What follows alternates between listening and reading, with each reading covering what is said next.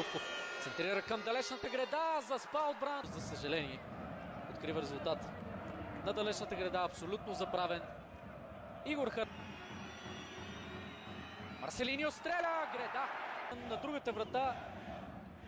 Денаш Дибус беше закован на свое действие на отбраната в зелено. Зубков успява да намери свой съотборник. 2-0 за Ференцварош. 22 минути след началото. Лудогорец, Ференцварош 0-2.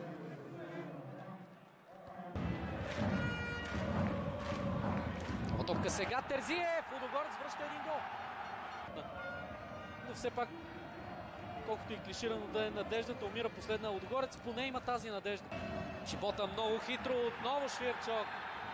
Абсолютно не трябва да има съмнение по една проста причина, което... Швирчок.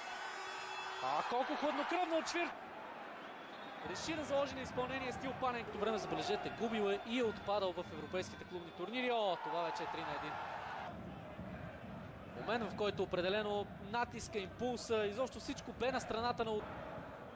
Успява да центрира Чибота. Гол за Лудогорец. Резултата вече е 2-3.